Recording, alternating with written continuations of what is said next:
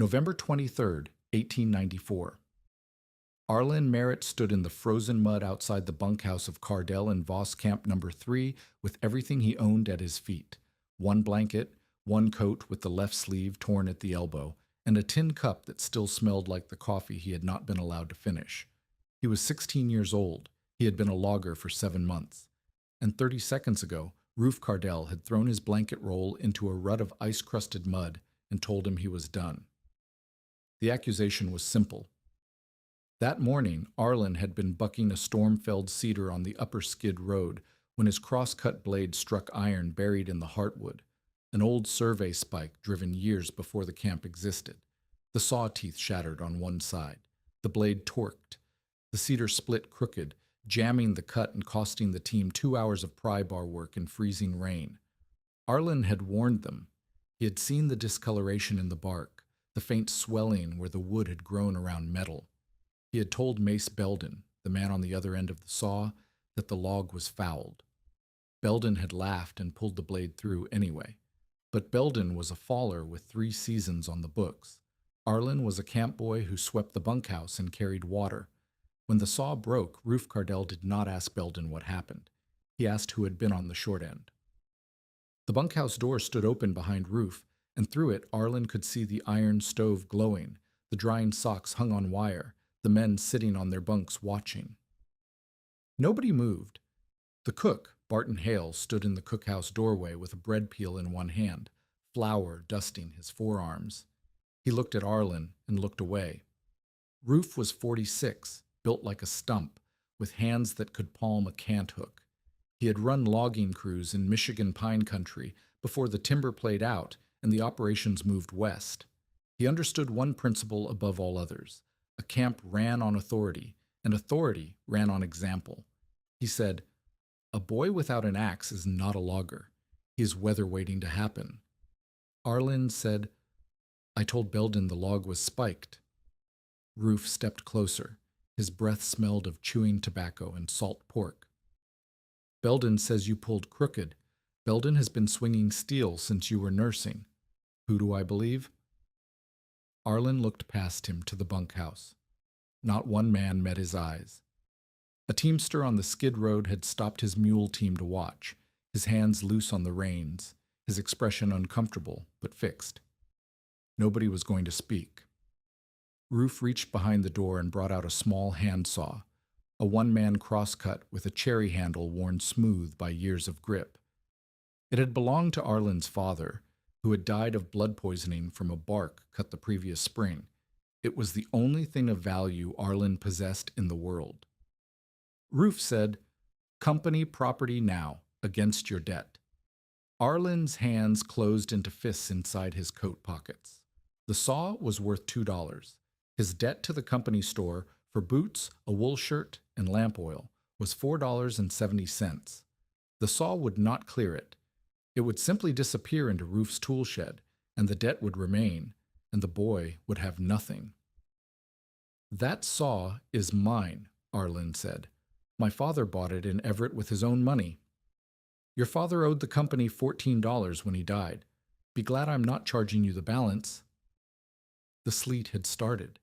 It ticked against the tin wash basins stacked beside the cookhouse. Arlen could hear axe heads ringing somewhere up the ridge, distant and rhythmic, the sound of men who still had work and shelter and a place beside the stove. Wet wool steamed near the cookhouse door. Kerosene smoke leaked from the bunkhouse window, where someone had trimmed a lamp too high. Rufe turned his back and walked inside. The door closed. The latch dropped. Arlen stood in the mud for a long time. The sleet thickened. His blanket roll soaked through where it lay in the rut. When he finally picked it up, the wool was heavy enough to make his shoulders ache. He had no axe, no saw, no money, no family within 200 miles. His mother, Mara, had died of fever in Wisconsin when he was 11. His father had brought him west to find timber work, and the timber work had killed his father, and now the camp that had profited from both of them wanted the last thing his father had touched. The nearest settlement was almost 20 miles down a tote road that had been blocked by windfall since the October storms. Even if he walked it through standing snow, in leaking boots, with 3 frozen biscuits in his coat, he would arrive as a vagrant. A 16-year-old boy with no guardian, no employment, and no money would be jailed or sent to the county poor farm. Neither option meant survival. Both meant disappearing. He could not go back.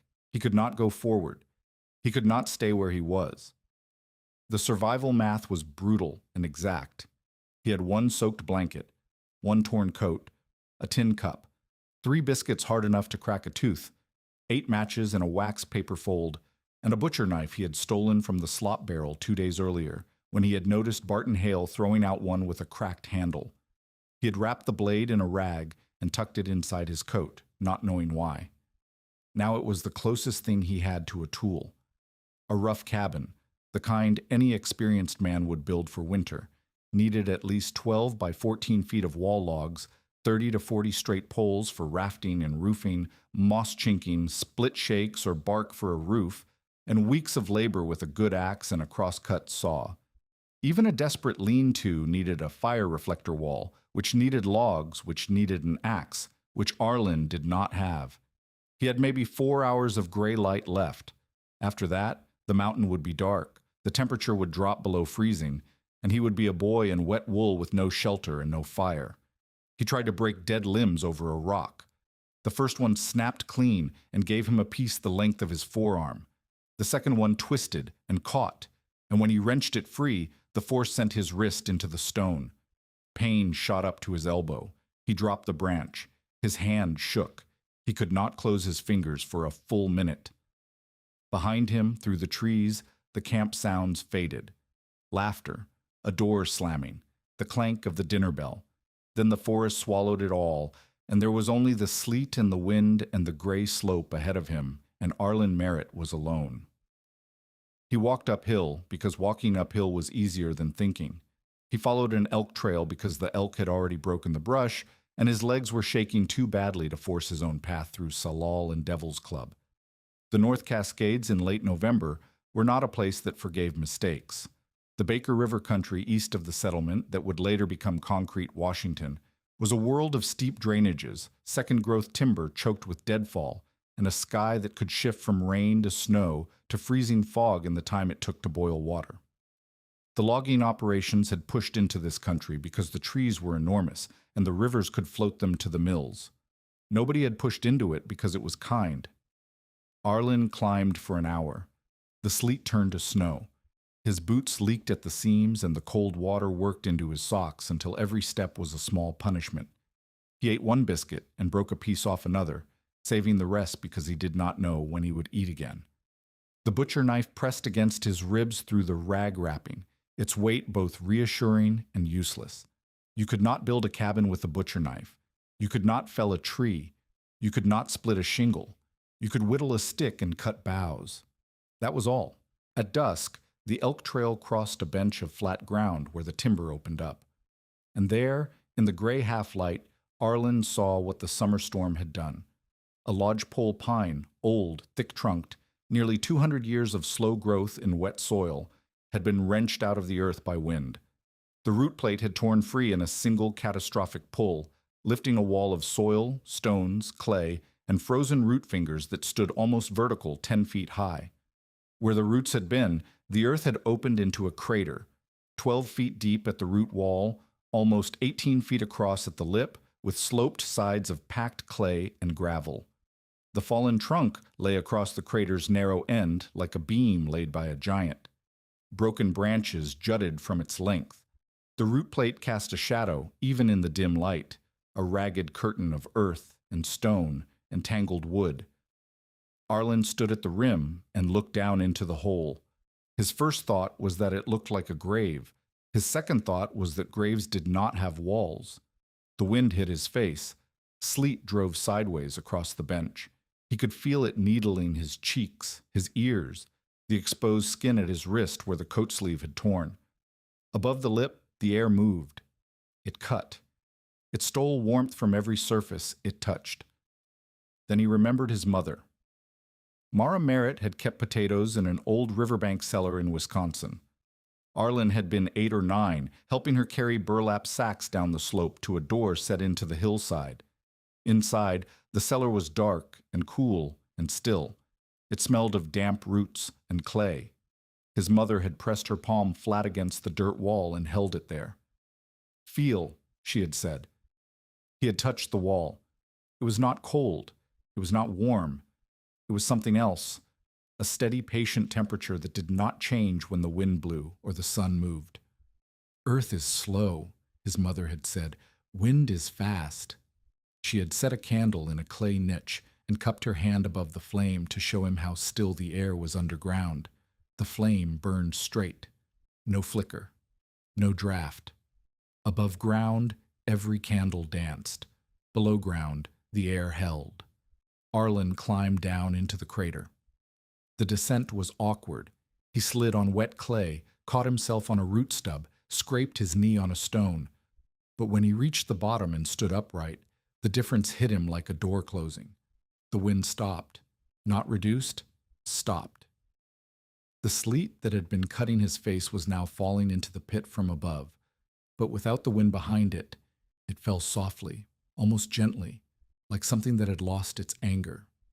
The root wall blocked the north. The crater walls blocked the east and west.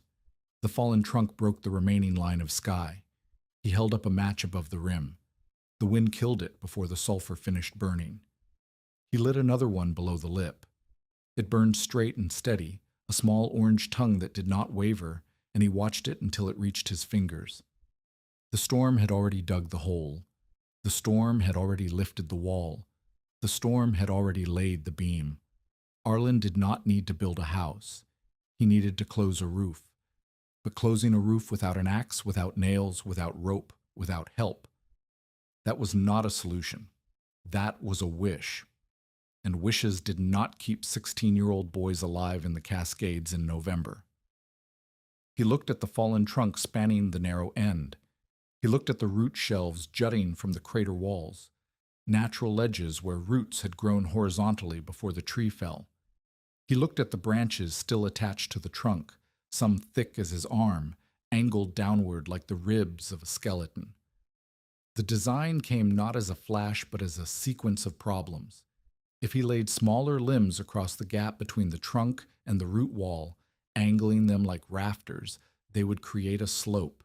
If he wove branches between them, he would have a lattice.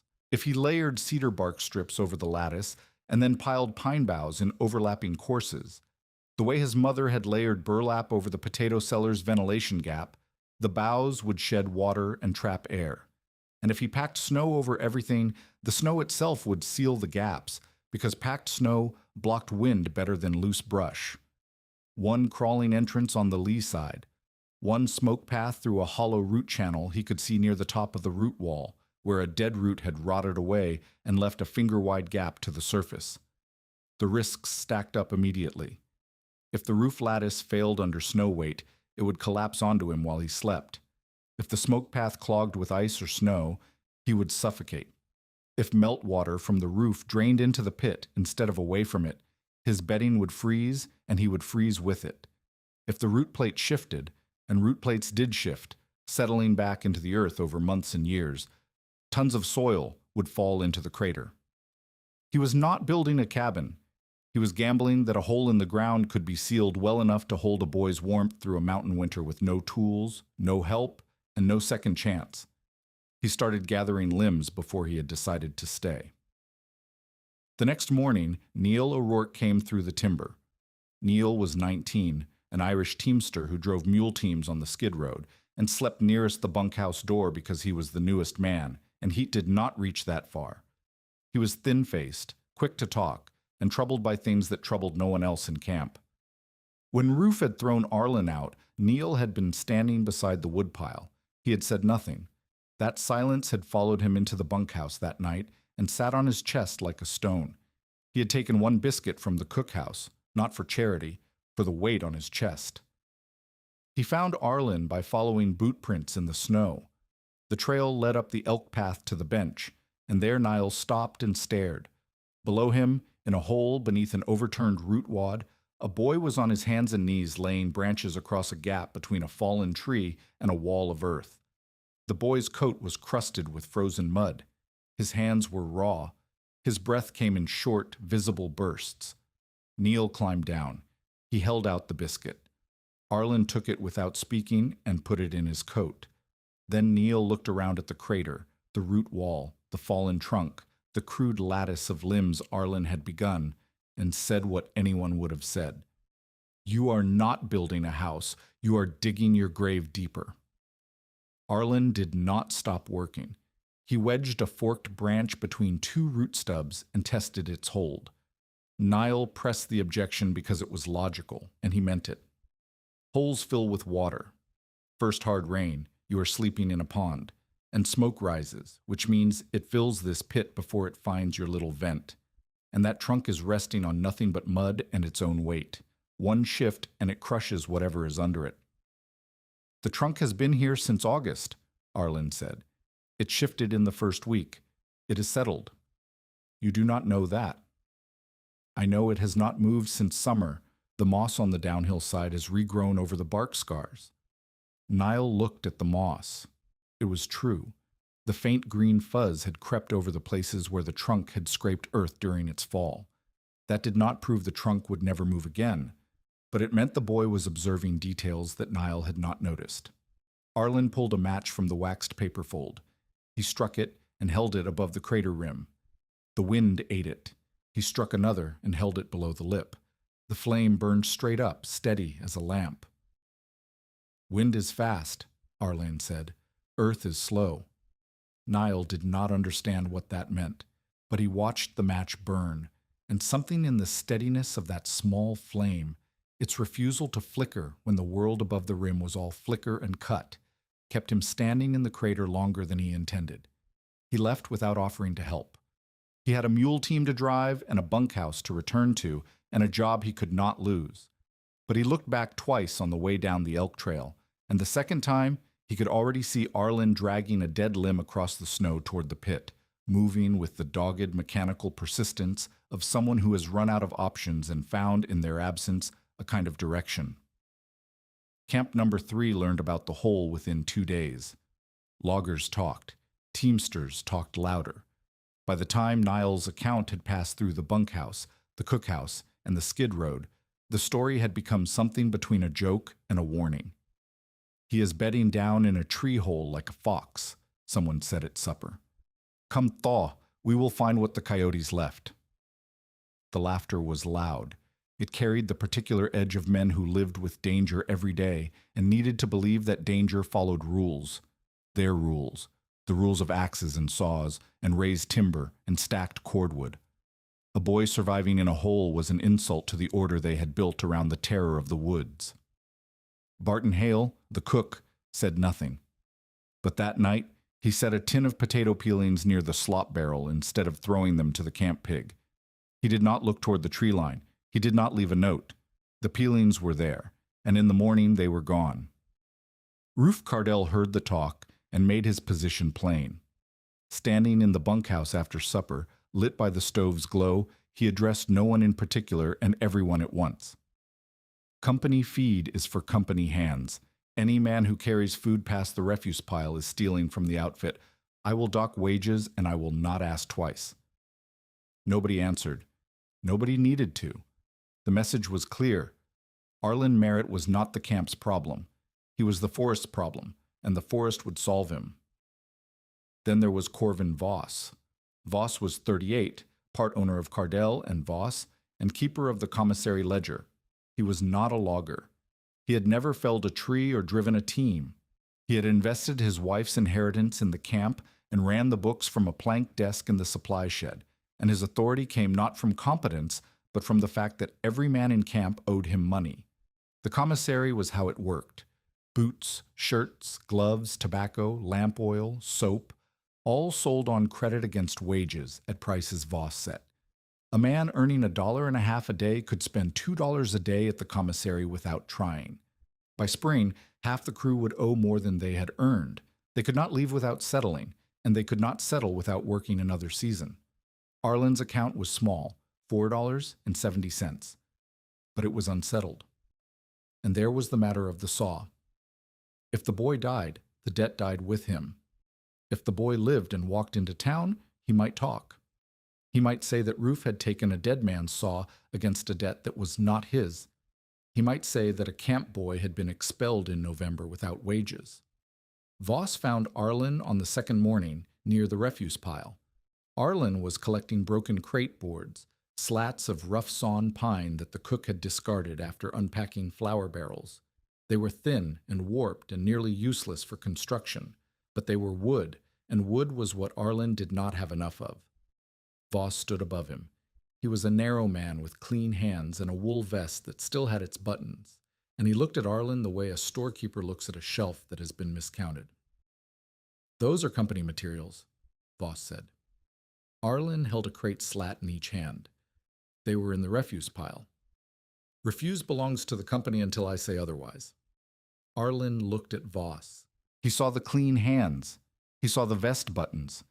He saw the ledger book tucked under Voss's arm, the book that contained every name and every debt and every quiet theft the commissary had ever committed. He understood, in the way that children of working men understand before they can articulate it, that Voss was afraid of him. Not of his strength, not of his cleverness, of his breathing. "Dead boys don't draw wages," Voss said. Arlen set the crate slats down. He stood up. He was taller than Voss by 2 inches, though he weighed 30 pounds less.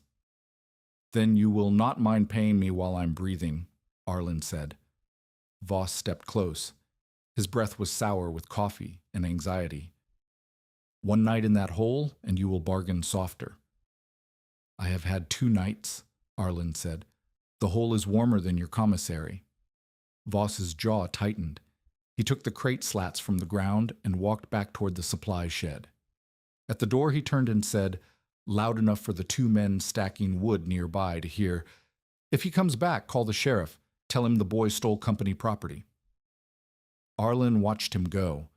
Then he walked into the tree line and began stripping bark from a dead cedar with the butcher knife, because bark was not company property, and Voss had not thought to claim the trees.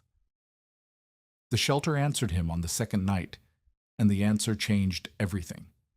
He had spent the daylight hours dragging limbs, weaving branches, layering boughs.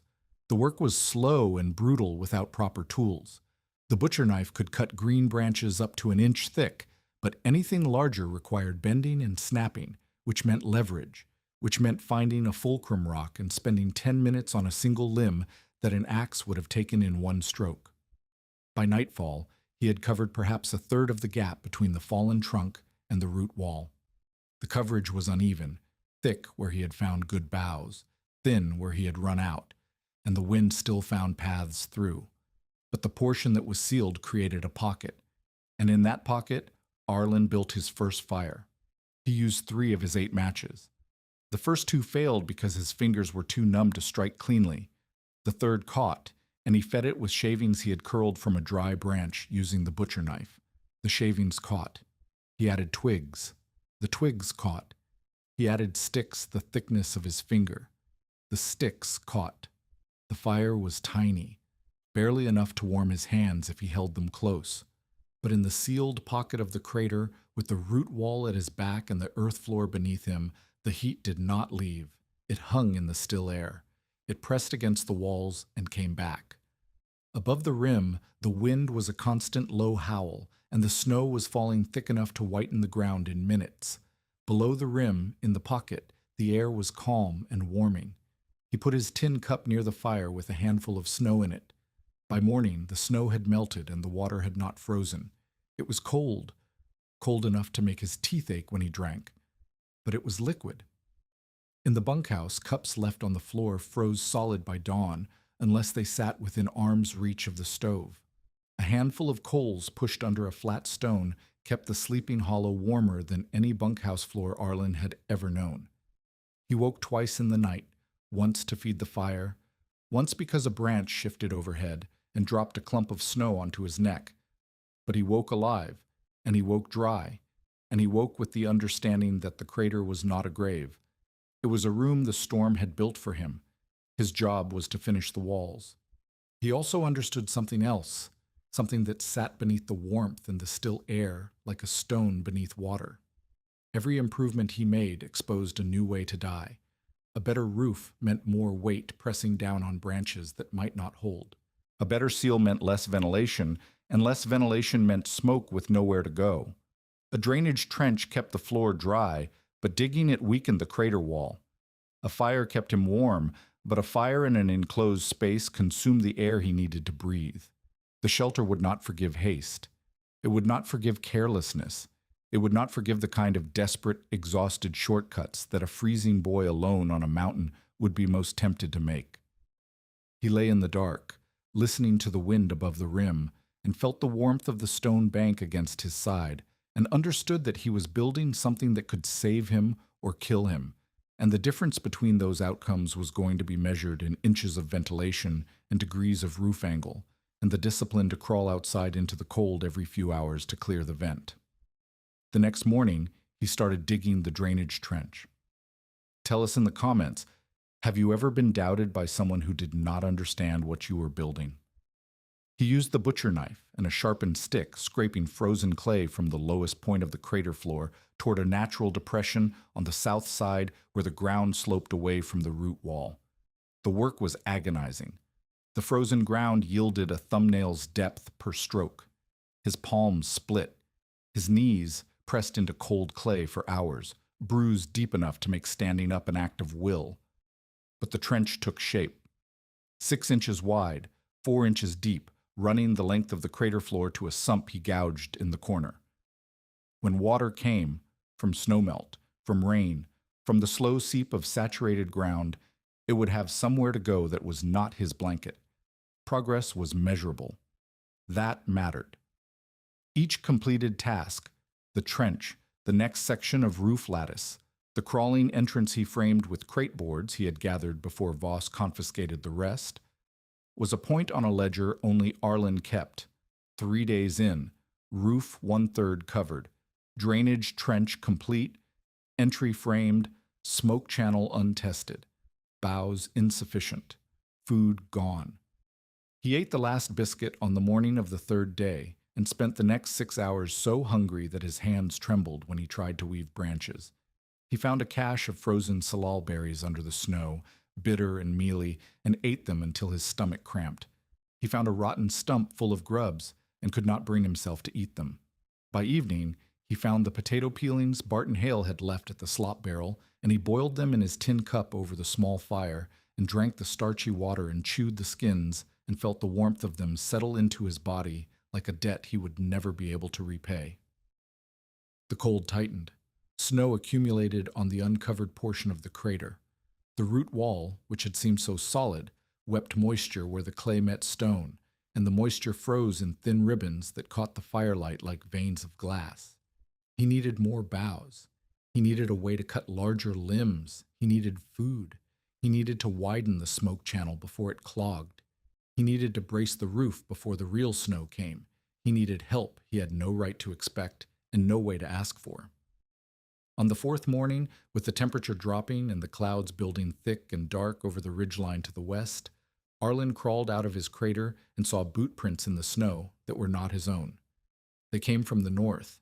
They circled the crater once. They paused at the place where his smoke channel vented through the root wall, a spot where a thin thread of gray rose from between 2 dead roots and vanished into the falling snow. Someone had found him. Someone had stood above him in the dark and watched his smoke rise and said nothing. The prints led away to the northeast, toward the old prospect trail that ran above the river. Arlen followed them for 50 yards and stopped. The snow was falling harder now. The prints were filling in. Whoever had come would come again, or they would not, and either way, Arlen had a roof to finish before the mountain buried him. He turned back toward the crater. The wind picked up. Somewhere above the cloud line, the pressure was dropping, and the next storm was already forming over the water to the west, gathering weight, building the kind of dense, wet snow that loggers in this country called concrete because it stuck to everything it touched and did not let go. Arlen had never heard that word used for snow. He would learn it soon. The boot prints belonged to Peter Kvama. He came back the next morning, walking out of the timber on the old prospect trail with the unhurried gait of a man who had spent decades moving through mountains and saw no reason to rush through one more. He was 61 years old, His beard was white and trimmed close. His coat was patched at both elbows with canvas, and his boots were the heavy, square-toed kind that miners wore in shaft country. He carried a belt hatchet on his left hip and a canvas sack over one shoulder, and he stood at the rim of the crater and looked down at Arlen Merritt the way a man looks at a piece of work he did not expect to find. Arlen was on his knees, scraping frozen clay from between two roots to widen the smoke channel. His hands were cracked and bleeding. His coat was stiff with dried mud. He looked up at the old man on the rim and said nothing, because he had learned in the last 4 days that words cost energy he could not spare. Peter studied the crater for a long time. He looked at the root wall. He looked at the fallen trunk spanning the narrow end. He looked at the lattice of branches Arlen had woven for the roof, and the boughs layered over them, and the snow that had begun to settle on top. He looked at the drainage trench running along the floor to the sump in the corner. He looked at the raised spot where Arlen had piled boughs for sleeping, slightly above the lowest point of the floor. Then he said, "A fool sleeps first and digs after. You dug first." Arlen watched him. The old man's eyes were pale and steady, and they moved across the shelter the way a carpenter's eyes moved across a joint, not admiring it, but reading it. "Your vent is too narrow," Peter said, "and your roof will not hold." He climbed down into the crater without asking permission. His descent was careful and practiced. He found footholds in the clay wall that Arlen had not noticed, gripping root stubs for balance, placing each boot with the deliberation of someone who understood that ground could betray you. When he reached the bottom, he straightened and looked at the roof lattice from below. "How thick is the snow on top?" he asked. 3 or 4 inches, Arlen said. "After real snow, it will be 3 or 4 feet. These branches will snap like finger bones." He reached up and pressed a lattice branch. It flexed. "You need diagonal bracing. Triangles, not rectangles. A rectangle folds. A triangle holds." Arlen did not know the word for what Peter was describing, but when the old man pulled the belt hatchet from his hip and cut a forked branch from a dead alder at the crater's edge, then wedged it diagonally between a lattice branch and the fallen trunk, Arlen understood. The brace locked the branch in place. It could not flex downward because the fork caught it. It could not slide sideways because the trunk held the base. One brace. One branch saved.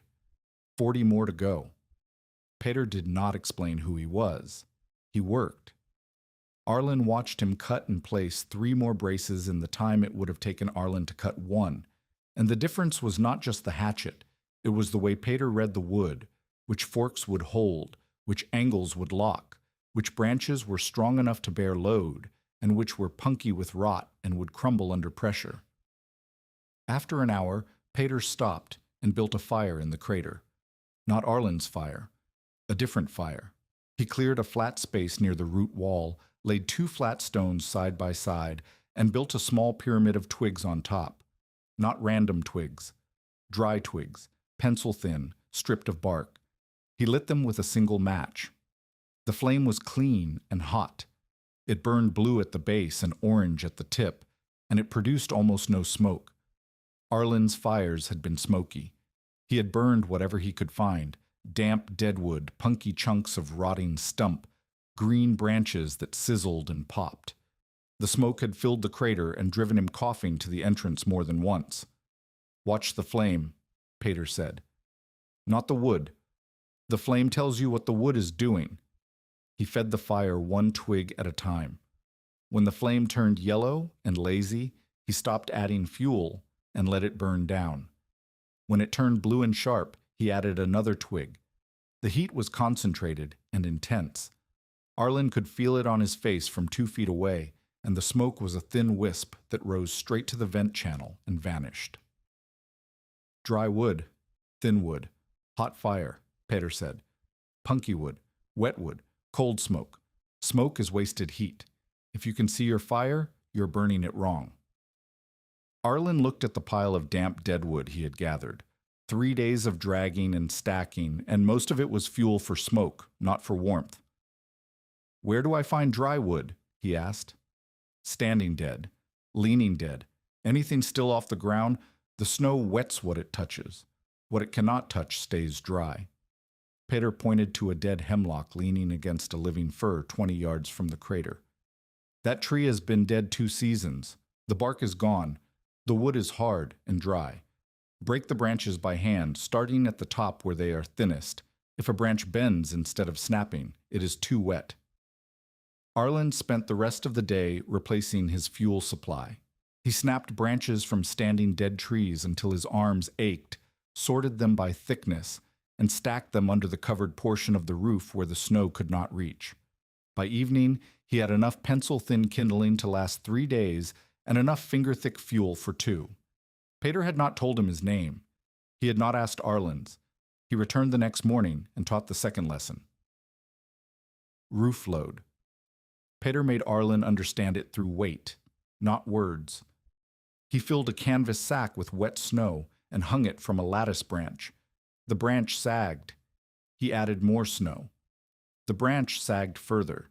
He added more, and the branch cracked with a sound like a rifle shot, and the sack dropped to the crater floor and burst open in a spray of white. "That is 2 feet of wet snow," Peter said. "The mountain will give you 4, maybe 5. Every branch must hold 5 sacks, not 1. They spent the day cutting forked braces and wedging them beneath every lattice branch. Peter showed Arlen how to read the grain, where a branch had grown under tension and was stronger, where it had grown in shade and was weaker.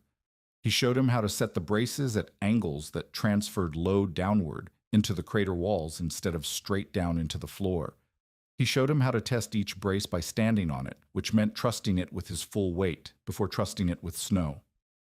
Arlen's arms shook by midday. He had not eaten since the previous evening's potato peel broth. Peter noticed the tremor and set down a twist of dried venison from his sack without comment. Arlen ate it so fast he barely tasted it. Peter said nothing about that either. By evening, the roof was braced. Peter stood beneath it and pushed upward with both hands. The lattice flexed slightly, then held. He nodded once. "Now the heat," he said. The third lesson came on the 3rd day. Peter heated stones, not any stones. He selected them from the creek bed below the bench, flat, dense stones the size of his palm, heavy for their size. He warned Arlen never to use river stones that had sat in running water, because water trapped inside could turn to steam and crack the stone apart like a grenade. The stones he chose were from the dry upper bank, above the waterline, weathered smooth by seasons, not by current. He heated 3 stones near the twig fire until they were too hot to touch, then buried them in a shallow trench he dug beside the sleeping hollow. He covered them with 2 inches of sandy soil, scraped from the crater wall. "Put your hand there," he said. Arlen pressed his palm to the soil. Warmth, not hot, not burning. A slow, steady warmth that seeped upward through the sand like sunlight through cloud. "The stones hold heat for hours," Peter said. "The sand spreads it. You bank them before you sleep, and they keep the ground warm until morning. The fire can go out. The stones remember." Arlen understood. The fire was for heating the stones. The stones were for heating the sleeper. The earth was for holding it all in place. It was his mother's lesson. Earth is slow, wind is fast, translated into practice. That evening, Arlen slept on warm ground for the first time since the expulsion.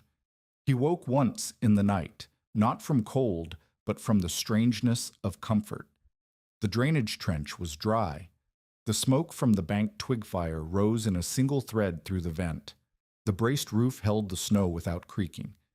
He lay in the dark and listened to the silence below the wind and felt something he had not felt in 7 months of logging camp life. He felt safe. And immediately after the safety, he felt the terror that comes from knowing safety is temporary, and the mountain does not care what a boy feels in the dark.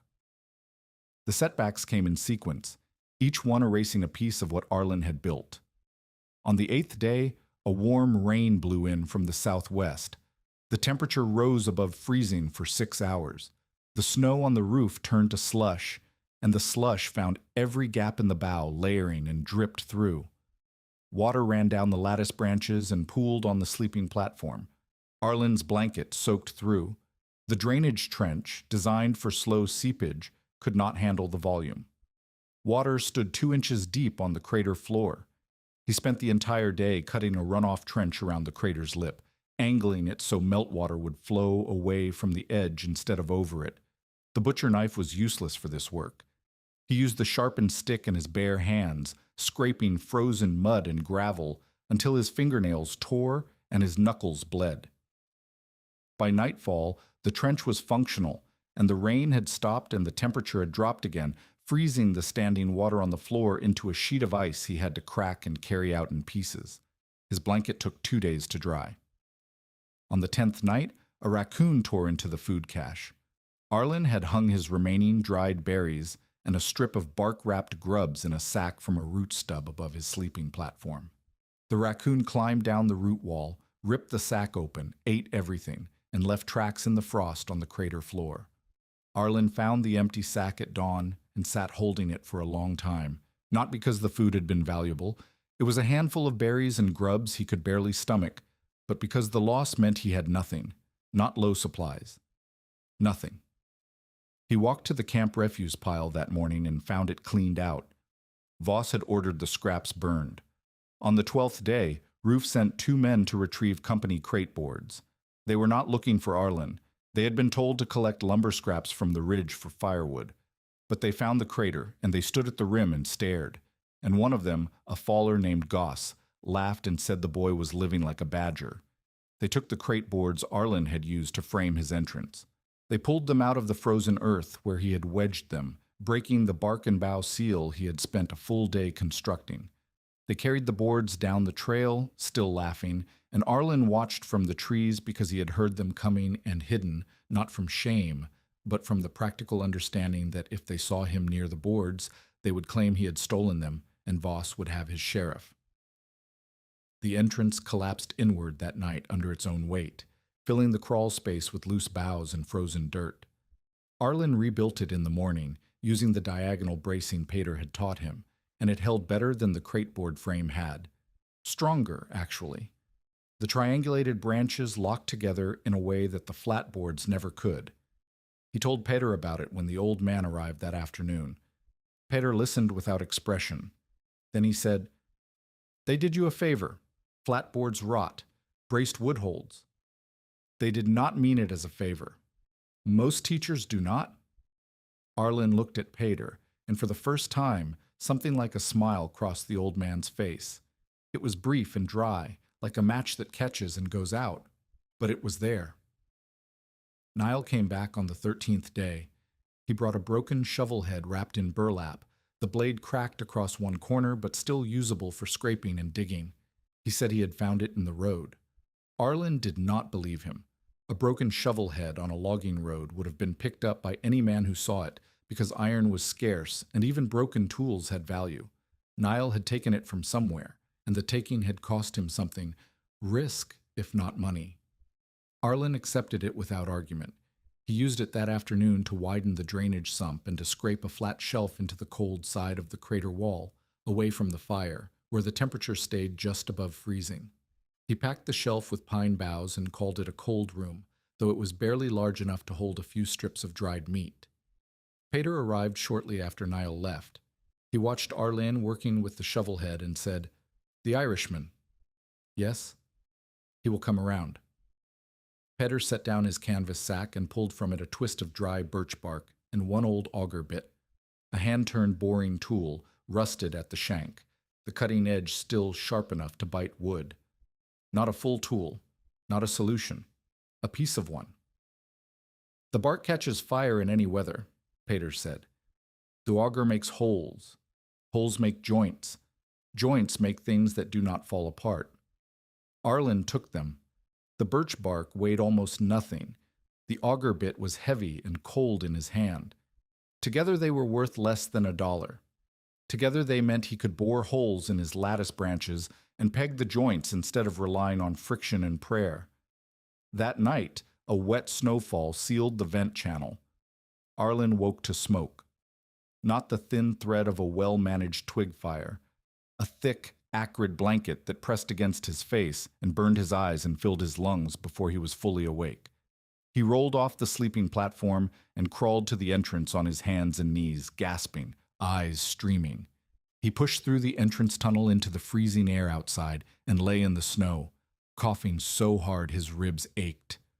When the coughing stopped, he crawled back to the vent channel and cleared it with the shovel head, scraping wet snow and frozen debris from the root gap until the draft resumed and the smoke inside began to thin.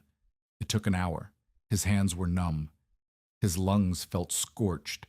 He remembered Pater's warning. The true danger was not cold. It was sealed air. The fire consumed what he breathed. The shelter that kept wind out also kept smoke in, and the temptation always was to seal the vent against the cold, to close the last gap, to make the space as warm and tight as possible. That temptation would kill him faster than any storm. He carved a notch in the root wall beside the vent channel, a mark he could find by touch in the dark, so he would never have to search for it again. By December 2nd, the crater home was complete. Arlen stood at the center and measured it with his eyes and his body.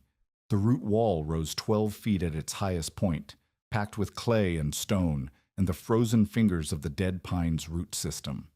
The sleeping end was 8 feet wide. The platform raised 18 inches above the floor on a frame of crooked branches pegged with the auger bit. The broken lip of the crater opened 18 feet across to the south, but the roof now covered everything from the trunk line to within 3 feet of the far wall, leaving only the drainage sump exposed to sky.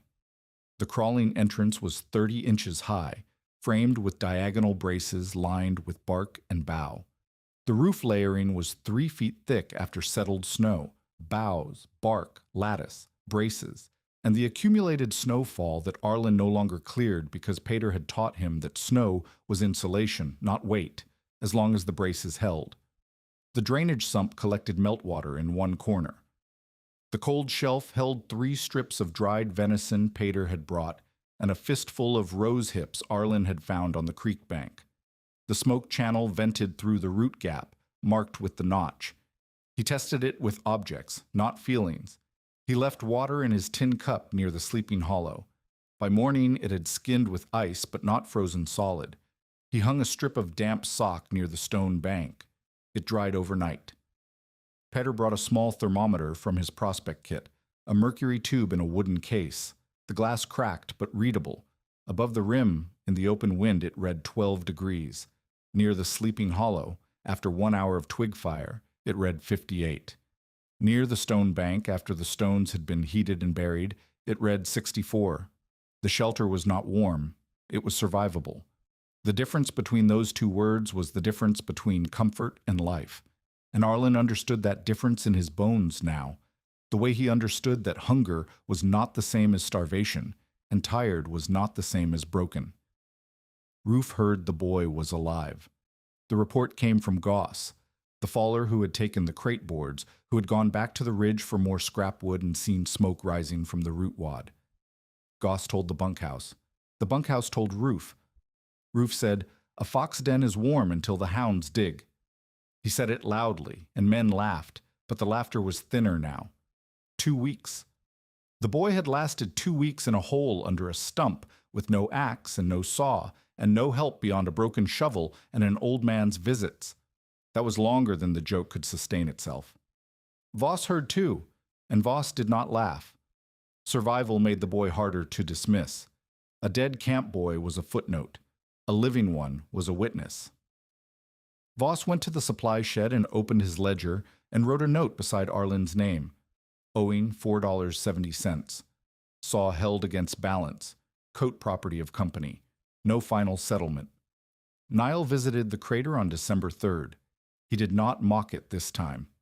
He crouched inside the entrance tunnel and looked at the stone bank, the drainage trench, the braced roof, the vent channel with its carved notch. He touched the wall where the earth held steady warmth. "It is warmer than the bunkhouse," he said. "It is warmer than the bunkhouse floor," Arlen corrected. "Near the stove is still better." "Not by much. And Ruth rations the wood." Neil did not say he had been wrong. He did not need to. The fact that he was sitting inside the shelter instead of standing at the rim was its own admission. The clouds thickened. The barometric pressure dropped. Birds vanished from the ridgeline. The creek below the bench ran slower, its edges crusting with ice that thickened each night and did not fully melt by day. Peter came on December 4th and stood at the rim and looked west. "Snow is building," he said. "Not the light kind." Arlen asked how he knew. "The air smells flat. No pine smell, no rot smell. When the air goes dead, it means the pressure is falling. Heavy snow pushes the smell out of everything." Peter told Arlen about the true danger one more time. Not cold, not snow, sealed air. He made Arlen promise to clear the vent every 2 hours during heavy snowfall, even if it meant leaving warmth, even if it meant crawling through a collapsed entrance, even if it meant waking from sleep into freezing air. The vent was life. Without it, the fire ate the air, the smoke filled the space, and the boy stopped breathing before he knew anything was wrong. Arlen promised. Peter looked at him with the steady, pale eyes that never seemed to blink and said, "The ones who die are the ones who think they will check it later." Then Peter crossed the creek and went back to his prospect cabin, and Arlen did not see him again before the storm. It came on December 7th. It began as rain, a warm, heavy rain that fell straight down through still air, soaking everything it touched. By mid-afternoon, the rain turned to sleet. The sleet coated every branch, every surface, every inch of exposed ground with a glaze of ice. Then the temperature dropped, and the sleet turned to snow. Not the light, dry snow of high-altitude cold. This was the heavy, wet, clinging snow that loggers in the Cascades called concrete, snow that stuck to branches and bent them to the ground, snow that packed its own weight as it fell, snow that did not drift, but accumulated in dense, immovable layers. It fell without wind at first, straight down in flakes the size of silver dollars, so thick that the trees 30 feet away disappeared behind a white curtain. By nightfall, the roof of Arlen's crater bore 6 inches of new accumulation on top of the existing layer. The braces held. The lattice creaked. Arlen lay on his sleeping platform and listened to the sounds the roof made under load. Small groans, shifts, the occasional pop of a twig giving way inside the bow layer, and calculated in his head how much more it could take. He cleared the vent at dusk. He cleared it again 2 hours later. The second time, he had to dig through 4 inches of fresh snow to find the root gap. The notch saved him. His fingers found the carved mark in the dark, and he scraped until cold air rushed in and the thin thread of smoke resumed its upward path. He slept in intervals. 2 hours, then the vent. 2 hours, then the vent. Each time he crawled out, the world was wider and quieter and heavier. At midnight, the wind arrived. It came from the northwest, driving the snow sideways, and the shelter that had been calm and still became something else. Wind found the entrance tunnel and pushed air into the crater, disrupting the draft. Smoke that had been rising obediently through the vent channel began to swirl and pool. Arlen's eyes burned. He killed the fire and sat in darkness, breathing through his coat sleeve, waiting for the wind gust to pass. It did not pass. It built. The sound rose from a moan to a roar, and the trees on the ridge above the bench began to crack. Not branches, trunks. The sound of a tree failing under ice load was sharp and final, a gunshot crack followed by a rushing, tearing crash that shook the ground.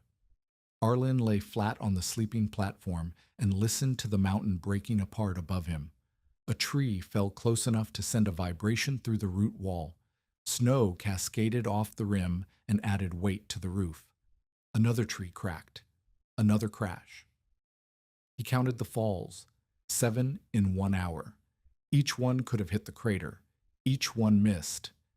Then, near dawn on the 8th, the entrance tunnel collapsed. The weight of new snow on the south face of the crater, the exposed lip where the roof did not reach, pushed a slab of frozen slush inward. The slab hit the entrance tunnel, crushed the diagonal braces, and sealed the opening with a plug of compacted snow and broken branches. Arlen felt it before he saw it. The air pressure in the crater changed. The sound of the wind, which had been a constant low note through the entrance, went silent. The silence was worse than the noise. It meant the shelter was sealed. He scrambled off the platform. In the dark, the fire was out, killed hours earlier to save air. He felt his way to where the entrance had been. His hands found packed snow. Dense, heavy snow mixed with broken lattice and bough fragments. He pushed. It did not move. The air inside the crater was already stale. He could feel it in his lungs. That faint heaviness, the first signal that the oxygen was thinning. He had hours, maybe less, depending on how much air the vent channel was still pulling. He could not see the vent. He could not reach it without light. He could not light a fire without wasting air he could not spare.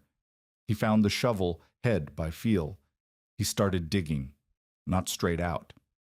Peter had told him once, offhand, not as a lesson, but as a story about a miner trapped in a prospect drift E, that digging straight into a collapse pulled more weight down onto you. You dug sideways first, then up. You made an air hole before you made an exit. Air first. Always air first. Arlen dug sideways into the crater wall, angling upward, scraping frozen clay and gravel with the broken shovel blade. The work was slow. Each stroke gained an inch. His arms burned. His breath came faster, which was wrong. Fast breathing used more oxygen, but he could not slow it. Fear was in his chest now, the kind of fear that does not respond to reason, the animal fear of burial. He broke through. The shovel blade punched through the last inch of packed snow and into open air. Cold hit his face. Real cold, moving cold, cold with wind in it. He pressed his mouth to the fist-sized hole and breathed. The air tasted like pine and ice and distance, and it was the sweetest thing he had ever tasted. He widened the hole. 6 inches, 8 inches, enough to get his arm through, enough to feel the wind on his hand and know that the world outside still existed. Then he heard Niall. The sound was muffled, distant, a voice calling through snow, distorted by wind and accumulation until it sounded more like an animal than a person. But it was a voice, and it was saying his name, and it was coming from somewhere above and to the east. If you are invested in this story, subscribe and stay with us, because the next choice decides whether this shelter is a refuge or a coffin. Arlen dug toward the voice. He abandoned the sideways approach and scraped directly upward and outward, knowing the risk, feeling the snow shift and settle around his arms as he worked. The hole widened. Snow fell on his face, into his eyes. He blinked it away and kept digging. He broke the surface. The world was white. Snow fell so thickly that he could not see 10 feet.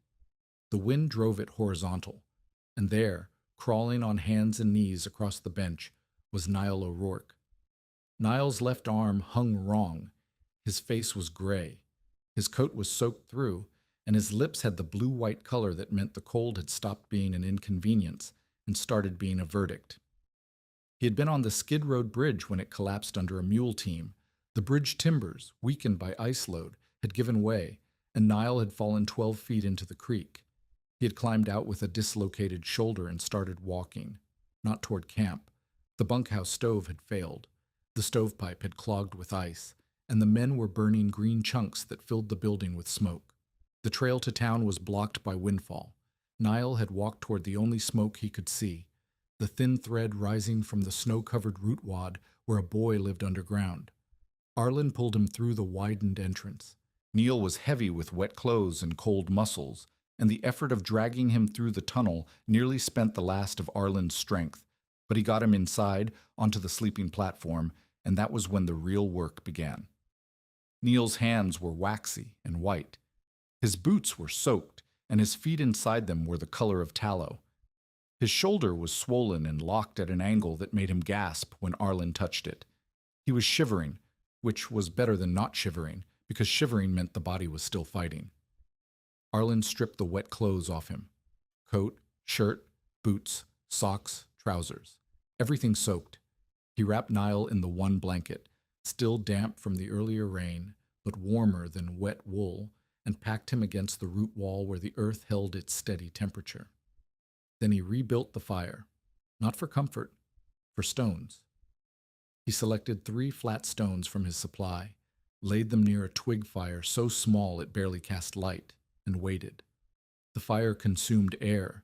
He could feel it, that faint pull in the vent channel that meant draft was working, that the smoke was rising, that the fire had oxygen to burn. He fed it 1 twig at a time, dry twigs, pencil thin, stripped of bark. The flame burned blue and hot. When the stones were warm, he buried them in sand beside Niall's feet. Niall flinched at the heat, which meant his feet could still feel, which meant the cold had not yet killed the tissue. The thermometer on its nail read 42 degrees. Arlen added fuel, 1 twig at a time, slowly.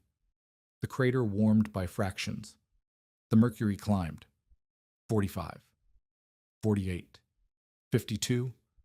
The root wall held the heat. The snow roof, packed now to nearly 4 feet, held the heat. The braced lattice held the weight. Everything Arlen had built in 18 days, every bough he had layered, every brace Pater had taught him to cut, every stone he had learned to heat, every vent notch he had carved, was being tested at once by everything at once, and it held. 55 degrees, 58. Near the stone bank, near Niall's feet, 62. Outside the storm raged, trees cracked. Snow accumulated at a rate that would have buried a tent in hours. The camp bunkhouse, half a mile away, was failing. The stovepipe was clogged. The green wood the men burned produced more smoke than heat. Water froze in the buckets beside the stove. Mace Belden, the faller who had blamed Arlen for the ruined saw, left the bunkhouse to find dry wood and was found 3 hours later, alive but frostbitten, curled against a stump with his hands tucked into his coat. A mule froze in harness on the skid road, its legs locked straight, its eyes open. Rufe Cardell, for the first time in his career, was afraid, not of the storm, of the math. The woodpile was buried under 4 feet of snow. The men who dug for it burned more calories than the wood they recovered could replace. The bunkhouse walls, raised timber with moss chinking, leaked heat through every gap the wind could find. The camp had been built for convenience, not survival. It sat on a flat near the skid road because the logs had to reach the river. It was exposed to every wind that came down the valley. The camp burned nearly a cord of wood in 3 days and still could not keep the bunkhouse above freezing near the floor. Arlen's crater, in the same 3 days, consumed less than an armload of pencil-thin twigs and held 62 degrees near the hearth pocket. Pater tried to reach the crater. He left his prospect cabin on the morning of the 8th and crossed the creek, but the water had risen with snowmelt, and the crossing that had been shin-deep was now waist-deep and running fast with ice. He turned back. From the far bank, through the curtain of falling snow, he could see the thin thread of smoke rising from the root wad. It was steady. It was controlled. It meant the boy was managing the draft. It meant the boy was alive. Pater stood in the snow and watched the smoke and did not cross. The storm lasted 3 days. Arlen cleared the vent every 2 hours. He kept the fire small. He kept Niall warm. He melted snow for water and fed Neil sips from the tin cup. He did not sleep more than an hour at a stretch because every time he slept, the vent accumulated snow and the draft weakened and the air in the crater began to thicken. On the 3rd night, Niall's shivering stopped. Arlen pressed his ear to Neil's chest and heard a heartbeat, slow, steady, regular. The shivering had stopped not because the body had given up, but because the body was warm enough to stop fighting. Neil slept. His color returned. His hands lost the waxy look and flushed pink. Arlen sat beside him in the quiet crater, listening to the wind die. The snow had stopped. The temperature outside was dropping as the clouds cleared, and the thermometer at the crater rim would have read single digits. But inside, near the stone bank, it read 59 degrees. The root wall held. The braces held. The boughs held. The snow roof, compacted now under its own weight into a dense white shell, held. The innovation had not performed like magic. It had performed like physics. The wind could not enter.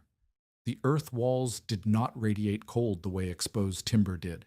The snow roof insulated. The fire was tiny but efficient because the heat had nowhere to go. Every principle, earth mass slows temperature change, wind steals heat faster than cold soil does, snow is an insulator, a small fire is enough when heat cannot escape, had held. The morning of December 10th broke clear and still.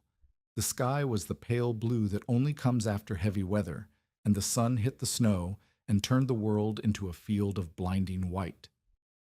Arlen cleared the vent one final time, fed the fire, checked Niall's feet, and crawled out into the light. He stood on the bench above the crater and looked at the mountain. Every tree was loaded with snow. Every surface was white. The camp, invisible from here, was silent. No axe sound, no bell, no laughter. The world had been remade by the storm, and in that new white world, the only sign of human survival was a single thread of smoke rising from a mound of snow tangled with the exposed roots of a fallen pine. No cabin, no wall, no roofline, just smoke rising where no smoke should have been, from a wound in the earth that a storm had made and a boy had sealed. And somewhere below, in the warmth that the ground remembered and the wind could not steal, Niall O'Rourke was alive because a 16-year-old without an axe had understood something that grown men with stoves and cordwood and raised timber walls had not. Earth is slow. Wind is fast. The question now was not whether Arlen would survive. The question was, what would happen when the men who had thrown him out discovered that the boy they had left for dead had done what their camp could not? Goss saw the smoke first. He had been sent with another faller to check for windfall blocking the upper skid road, and they had climbed the ridge above the bench on snowshoes, improvised from cedar boughs and rope. The snow was waist-deep in the open and chest-deep where it had drifted against stumps and deadfall. Every tree in sight was loaded white. The world was still and blinding under the first clear sky in 4 days. Goss stopped walking. The other man stopped behind him. They both stared. From the snow-covered mound of the root wad, a shape so buried it looked like a low hill, tangled with exposed root fingers and crusted in ice, a single thread of smoke rose straight into the motionless air. Not campfire smoke, thick and rolling, a thin, controlled thread, gray-white against the blue sky, rising from between two roots where no chimney existed and no cabin stood. Goss said a word that was not fit for any audience and started downhill. They reached the bench in 20 minutes. The crater was almost invisible. The roof, buried under feet of compacted snow, had become part of the landscape. Only the vent gap between the roots and the dark mouth of the entrance tunnel, dug open, the snow around it packed and trampled by hands, told Goss that something human was underneath. He knelt at the entrance and called in. The sound that came back was Arlen's voice, calm, telling him to come through if he could fit. Goss could not fit. His shoulders were too broad for the 30-inch tunnel. He backed out and stood in the snow and waited, and a minute later Arlen Merritt crawled out into the light. The boy was thin. His coat was black with soot and stiff with frozen mud. His hands were wrapped in strips of bark because the skin beneath had cracked so many times it would not close. His eyes were red-rimmed from smoke exposure, and his cheekbones stood out sharper than they had 2 weeks earlier. He looked older, not in years, in the way a tool looks older after use, worn where it was gripped, sharpened where it cut, still functional but marked. Behind him, Niall O'Rourke crawled out. His left arm was bound to his chest with a strip of blanket. His face had color. His feet, in boots that Arlen had dried near the stone bank for 2 days, were whole. He stood upright and looked at Goss and said the words that would travel through camp faster than any joke ever had. "He kept me warmer under the ground than you kept us above it." Goss said nothing. The other faller said nothing.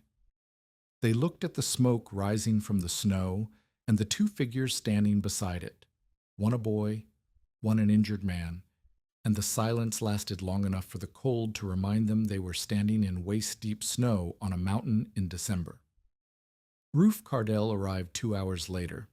He came with Mace Belden and the camp's second teamster, a man named Durfee, whose ears were still bandaged from frostbite he had taken during the storm. They carried a lantern, though it was midday, and the sun was blinding, because Ruth had expected to need it underground. He had expected to find remains. Arlen was sitting on the rim of the crater, splitting kindling with the butcher knife. He did not stand when Ruth approached. He did not speak. He continued working, and the steady crack of the knife striking dry wood was the only sound on the bench. Ruth stopped 6 feet away. He looked at the boy. He looked at the smoke. He looked at the entrance tunnel, barely visible beneath its blanket of snow. His face showed nothing, because Ruth Cardell had spent 30 years making certain his face showed nothing, and the habit was stronger than whatever was moving behind it. "The Irishman says you kept him alive," Ruth said. "The shelter kept him alive. I kept the fire." Ruth studied the entrance for a moment, then got down on his hands and knees and crawled inside. He was gone for a long time. Long enough for Belden to shift his weight from foot to foot, and for Durfee to blow on his bandaged ears, and for Arlen to split another dozen sticks of kindling. When Ruth emerged, his knees were wet with clay, and his hat was dusted with soot from the low roof, and his face had changed. He had seen the root wall. He had touched it, and felt the steady temperature the earth held regardless of what the air did above.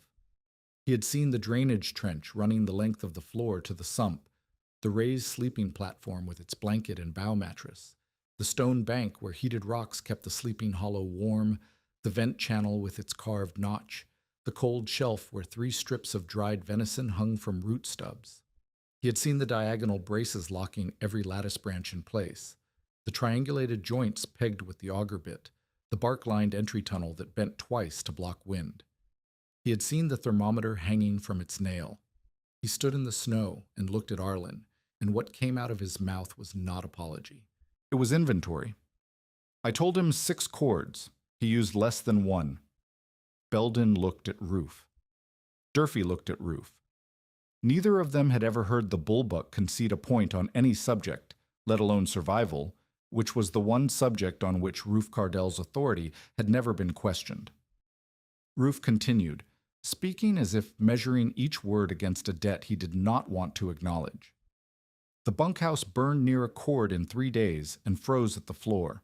That hole burned twigs and held above 50. He looked at Arlen. The boy looked back. Neither of them smiled. There was nothing to smile about. A 16-year-old had been thrown into the snow without tools or food because a man with authority had chosen convenience over truth, and the boy had survived not through luck but through a kind of intelligence that the man had spent his entire career dismissing. "You warned Belden about the spike," Ruth said. It was not a question. Arlen did not treat it as one. He waited. Ruth turned and walked down the trail toward camp. Belden followed. Durfee followed. None of them looked back. That evening, a bundle appeared at the edge of the bench where the elk trail met the flat ground. Inside, 2 pounds of salt pork, a tin of lard, a hank of rope, and Arlen's father's small hand saw with the cherry handle. No note, no name. But the salt pork was from the cookhouse stores, and only one man in camp had the authority to release it without Voss's signature. They came in 1s and 2s over the next week, the men of Camp Number 3, and each one came for a different reason, and none of them admitted the real one. Goss came back to ask how the vent worked. He said his brother was building a trapping cabin on the Sauk River and might use a similar draft. Arlen showed him the root gap, the carved notch, the angle of the channel. Goss listened without interrupting, which was something Goss had never done before. A man named Tilton, who drove the saw carriage at the landing, asked whether the cold shelf would keep meat through January. Arlen told him it depended on the temperature of the earth behind it. A north-facing wall stayed colder. A south-facing wall warmed too much in late winter. Tilton nodded and left without thanking him. He did not need to. Barton Hale, the cook, came on the 3rd day after the storm. He did not ask about ventilation or meat storage. He asked whether potatoes would keep in the crater. Arlen told him the cold shelf held a steady temperature just above freezing, which was close to what a root cellar needed, and that the key was moisture. Too wet, and the potatoes rotted. Too dry, and they shriveled. He showed Hale the pine bough lining on the shelf that wicked moisture away from the wall. Hale looked at it for a long time and said, "Your mother would have known that." Arlen did not ask how Hale knew about his mother. Camp cooks knew everything. Niall's conversion was not a single scene.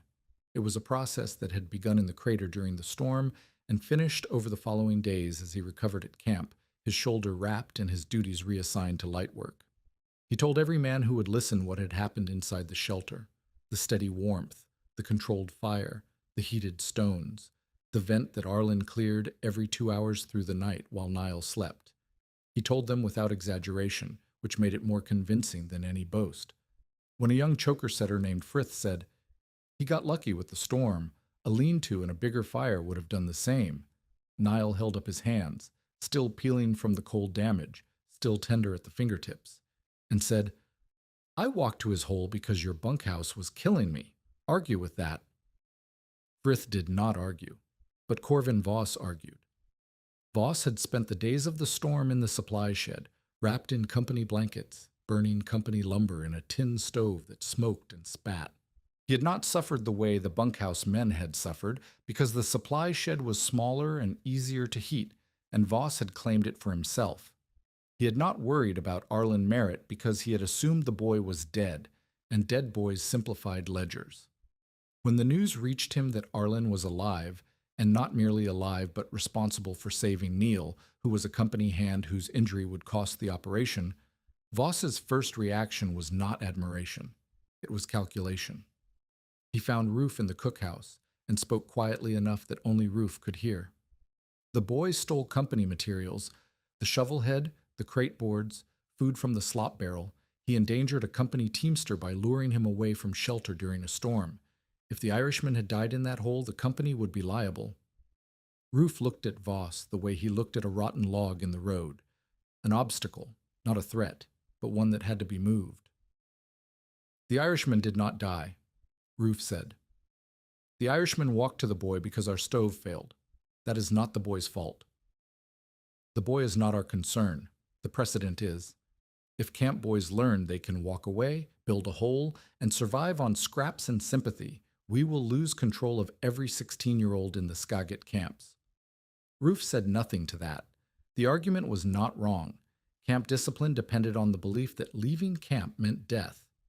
If that belief cracked, the debt system cracked with it, because men who could survive outside camp were men who could refuse the commissary's terms. Voss pressed, "I want the shelter destroyed. I want the materials reclaimed. And I want the boys' account settled one way or another." Roof still said nothing. He finished his coffee, set the cup down, and walked out. He did not order the shelter destroyed. He did not settle the account. But he did not refuse Voss either, and the silence between a refusal and a permission was a space that Voss knew how to occupy. Peter crossed the creek on December 15th. The water had dropped after the storm, and the crossing was passable again, though the rocks were glazed with ice, and Peter moved with the careful slowness of a man who understood that a fall at 61 was different from a fall at 30. He arrived at the crater coughing, a deep, wet cough that shook his frame and left him bent over with his hands on his knees. He waved Arlen's concern away. "Creek water," he said. "I swallowed half of it trying to cross during the storm." That was not true. The cough had started before the storm, a rasp at the bottom of each breath that Peter had ignored the way he ignored most inconveniences, by continuing to work. But the creek crossing on the 8th, the one he had attempted and abandoned, had soaked him to the waist, and the walk back to his cabin in wet clothes and falling snow had turned the rasp into something deeper. He did not mention this. He walked the crater, examined the braces, tested the roof, inspected the vent channel. He found 3 joints that had loosened during the storm and showed Arlen how to repeg them. He found a spot on the north wall where meltwater had begun to seep through the clay and showed Arlen how to pack it with a mixture of ash and sand that would set hard when it froze. Then they sat beside the small fire and improved the design together. Peter had been thinking. The vent channel worked, but it was vulnerable. A single point of failure that one heavy snowfall could block. He proposed a second emergency air hole on the opposite side of the crater, bored through the root wall at an angle using the auger bit, packed with a tube of rolled bark that could be cleared from inside by pushing a stick through it. Arlen had been thinking too. The drip problem, meltwater finding gaps in the bow roof and dripping onto the sleeping platform, could be solved with a drip ledge, a shallow channel carved into the underside of the lattice branches, just deep enough to catch water and guide it sideways to the wall instead of letting it fall straight down. They worked through the afternoon. Peter cut. Arlen bored. They argued about the angle of the emergency vent. Peter wanted it steep to shed snow. Arlen wanted it shallow, to reduce the length of the bore, and the argument was sharp and specific and productive, the kind of disagreement that happens between people who respect each other's competence and do not waste time being polite about it. Peter won the angle argument. Arlen won the bore diameter. The compromise was a steep hole with a wider opening, packed with a bark tube that could be cleared from inside and capped from outside with a plug of boughs. They also built a food niche. Arlen had been storing what little he had on the cold shelf, but Peter pointed out that the cold shelf was too close to the fireside. Heat from the stone bank migrated through the earth and warmed the shelf just enough to spoil meat after a few days. The food niche went on the opposite wall, cut into clay that stayed near freezing, lined with bark, sealed with a flat stone. The work took 3 days. During those 3 days, Peter taught Arlen things that had nothing to do with the shelter. He told him about the coal mine in Roslyn where he had worked for 6 years, following the seam underground with a headlamp and a pick, learning to read the way rock behaved under pressure, which formations held, which crumbled, where the water would come through. He told him about the charcoal kiln he had built near the mine, where he burned alder into charcoal for the blacksmith, sealing the kiln with clay and controlling the air exactly the way Arlen now controlled his twig fire. He told him about a man named Herbrand who had been trapped in a drift collapse and survived for 2 days because Peter had dug sideways, not down, and found him in an air pocket the size of a coffin. Arlen listened the way he had listened to his mother, not just to the words, but to the structure behind them. Peter understood materials. He understood pressure, load, temperature, draft.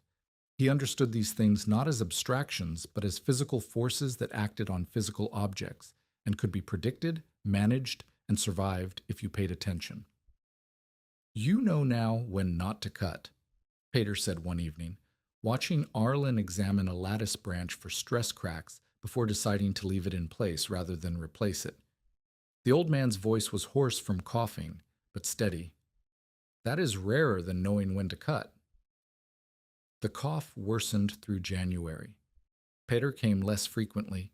When he came, he worked shorter hours and sat longer beside the fire. His breathing had a whistle in it that Arlen could hear from across the crater. He ate less. He moved more carefully, as if the ground had become unreliable. On a clear day in late January, Peter arrived with his belt hatchet in his hand instead of on his hip. He set it on the sleeping platform beside Arlen without ceremony. "I'm going down to the valley," he said. "The mill boarding house in Hamilton has a stove and a doctor who does not charge miners." Arlen looked at the hatchet. It was the tool that had cut every brace, every fork, every diagonal in the shelter. Its edge was nicked from frozen wood. Its handle was dark with sweat and use. "I cannot take your hatchet," Arlen said. "You are not taking it. I am leaving it where it will be used." Peter coughed, and the cough bent him double, and when he straightened there was a faint pink stain on his lips that he wiped away with the back of his hand. A hatchet in a boarding house drawer is not a hatchet. A hatchet in the hands of a boy who knows when not to cut is what it was made for. Arlen took it. The weight of it in his hand felt different from holding it as a borrowed tool. It felt like the saw with the cherry handle. It felt like inheritance. Peter left that afternoon. He walked down the Prospect Trail toward the creek crossing, and Arlen watched him from the rim until the trees swallowed him. The old man moved slowly. He stopped twice to cough. He did not look back. The letter came in April, carried up the tote road by a supply wagon driver who had been asked to deliver it by a boarding house keeper in Hamilton. The handwriting was not Peter's. It was the boarding house keeper's wife, who wrote that Peter Kvame had died on March 2nd of pneumonia in his sleep in a room above the mill. His belongings consisted of 1 canvas sack, 1 Prospect kit, 1 crack thermometer, and a letter addressed to his niece, Alma Vangen, in Everett. Arlen read the letter sitting at the rim of the crater. The February sun was warm on his face. Water dripped from the thawing boughs overhead. The shelter was quiet. The fire was out because the days were warm enough now that he did not need it, and the crater held a steady coolness that felt like rest. He folded the letter and put it in his coat pocket and sat for a long time, looking at the braces Peter had cut, and the joints Peter had taught him to peg, and the emergency vent they had bored together on the afternoon they had argued about angles. The hatchet lay on the sleeping platform beside the butcher knife and the broken shovel head and the auger bit, and together they were the entire toolkit of a boy who had survived the winter. The forest dripped. The creek ran loud with snowmelt. Somewhere on the ridge, a woodpecker hammered at a standing dead tree, the sound sharp and rhythmic and indifferent to anything that had happened below. The thaw came hard in February, and it brought the second crisis. 3 days of warm rain melted the snowpack faster than the ground could absorb it. Creeks jumped their banks. Slopes that had been stable under frozen snow turned to mud. On the morning of February 19th, a slide of wet earth and debris broke loose from a hillside above the river road and buried the corner of a widow's shed and the attached root cellar where her young daughter, Letty Gable, had been sent to fetch potatoes. The widow's name was Hester. She was 34, lean and quiet, the kind of woman the valley left alone because she asked nothing of anyone. Her husband had died the previous summer, crushed by a rolling log on the skid road, and she had stayed on the claim because the claim was all she had, and she could not sell what she could not prove she owned. The slide was not large. 30 feet of hillside had slumped downward, carrying a mass of mud, gravel, and broken roots that covered the cellar entrance and part of the shed wall to a depth of 4 feet. The cellar itself, a rough hole dug into the hillside, roofed with poles and earth, was intact beneath the debris, but the entrance was sealed and the girl was inside. Hester screamed. 2 men who had been working on the road came running. They assessed the slide and began digging straight down into the debris pile, throwing shovels of wet mud and gravel behind them, working fast because a child was underneath, and speed seemed like the answer. Arlen arrived because he had been walking the road to check the creek level. He saw the men digging, and he saw the angle of the slide, and he understood in the first 5 seconds that they were going to kill the girl. Digging straight down into a debris slide destabilized the weight above. Every shovel of mud removed from the top allowed the mass behind it to shift forward. The cellar roof, already under the weight of the slide, would take more load as the digging loosened the material above it. The poles that held the roof were strong enough for packed earth. They were not strong enough for moving earth. Arlen said, "Stop." The men did not stop. One of them, a faller Arlen did not know, looked up and said, "Get out of the way, boy." Arlen grabbed the handle of the nearest shovel and held it. The faller tried to pull it free. Arlen did not let go. "If you dig straight down, the weight shifts forward onto the roof," Arlen said. "The roof poles will snap and the slide will fill the cellar. You need to come in from the side." "We do not have time for side digging. The girl is running out of air." "She has air. The cellar has a vent." Arlen pointed. The root cellar, like most in the region, had a small vent pipe, a section of stovepipe driven through the hillside above the cellar to provide air circulation. The slide had buried the entrance, but not the vent, which protruded from the hillside 6 feet above and to the left of the debris. "Air first," Arlen said, "then access." He was hearing Peter's voice. He was hearing the story of Herbrand trapped in the drift collapse, dug sideways, not down, found in an air pocket. He was hearing the lesson about triangles and load and the way weight moved through structures. He was hearing all of it at once, and it was not memory. It was instinct, built from months of application, the way a saw filer's instinct comes from filing 10,000 teeth until the angle lives in the hand. If this story reminds you why preparation matters, share it with someone who needs to hear it. He walked to the side of the slide, away from the buried entrance, and began cutting into the hillside at an angle.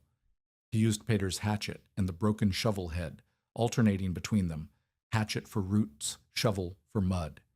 He cut a trench perpendicular to the cellar wall, angling downward at 30 degrees, bracing the sides with branches wedged diagonally the way Pater had braced the lattice roof. Every 2 feet of trench, he set a brace. The work was slower than the straight-down digging, but the trench was stable. The walls held. The weight of the slide could not shift into a channel that ran alongside it rather than through it. The men watched. Hester watched, her hands gripped together, her face white. The faller, who had tried to take his shovel back, stood with his arms at his sides and said nothing. Arlen reached the cellar wall in 20 minutes. He cleared the mud from the stones, found the joint between 2 rocks, and pulled one free. Cool air flowed out. He heard breathing inside, fast, frightened, but breathing. "Letty," he said. "My name is Arlen. I'm coming through the wall. Do not move." He widened the gap stone by stone, bracing each opening with a branch before removing the next rock, until the hole was large enough for a child to pass through.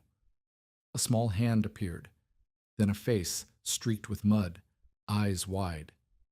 Arlen took her hand and guided her through the gap and up the angled trench, and when she emerged into the gray daylight, Hester was there, and the sound she made was not a word, but a sound that came from deeper than language. Arlen stepped back. His hands were shaking. The hatchet was caked with mud. His knees were bleeding where he had knelt on gravel. The faller who had told him to get out of the way was looking at the angled trench, the braces, the stable walls, and the expression on his face was not gratitude. It was confusion, the confusion of a man who has just watched a boy do something he could not explain. Hester held her daughter and did not look up. Arlen cleaned the hatchet blade with a handful of snow and walked back toward the crater. He did not wait for thanks. He did not explain what he had done or why.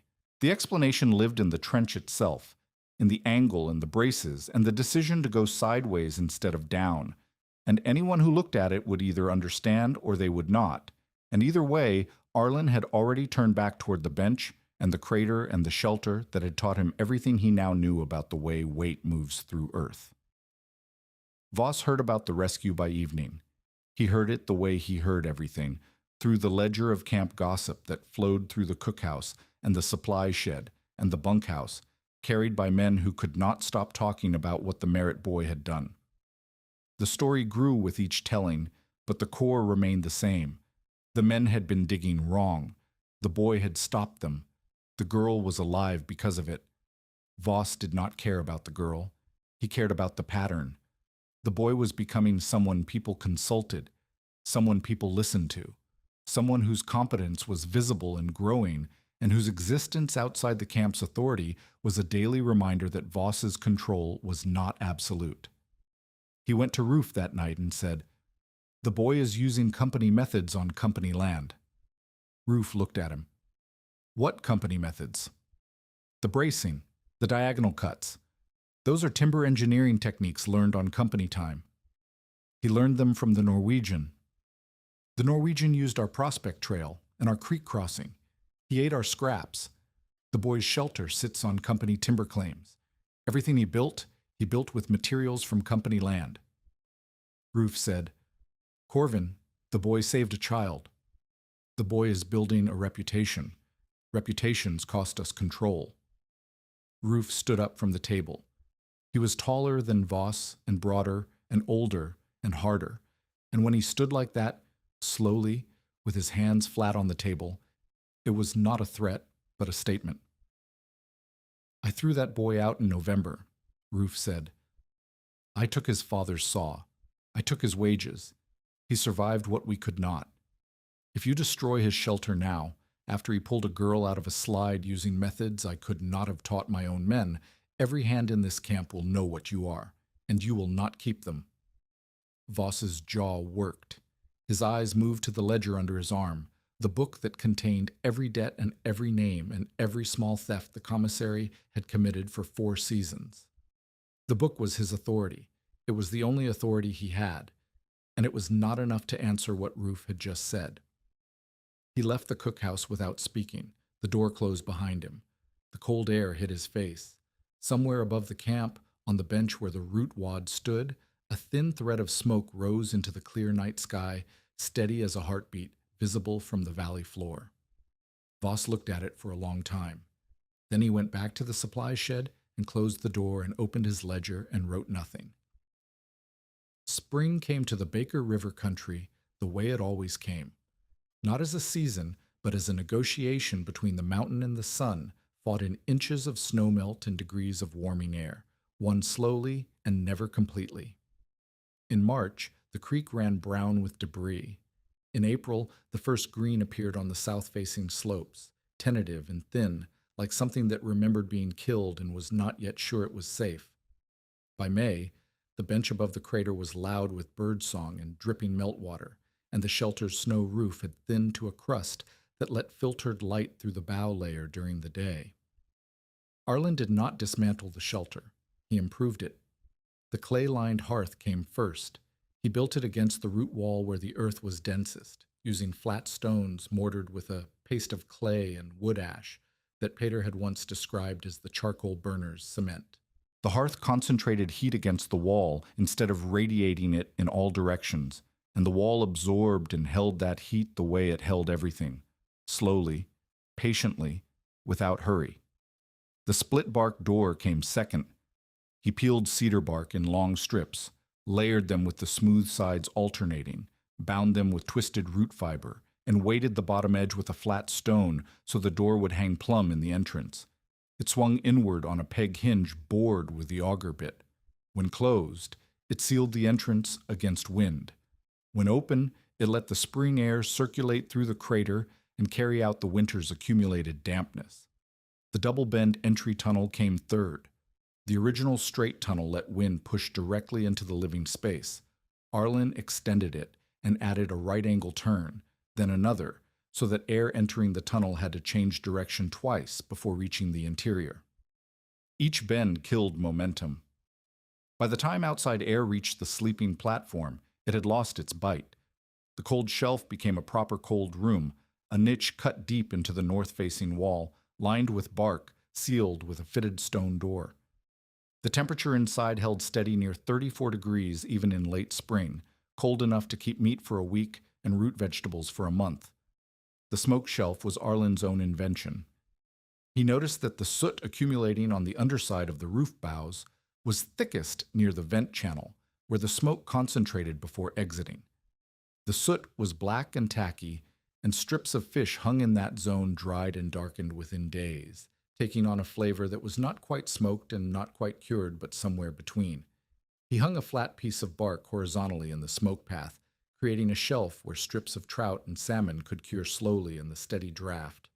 The fish lasted weeks. He rebuilt the roof in layers. The inner lattice remained, braced, pegged, tested.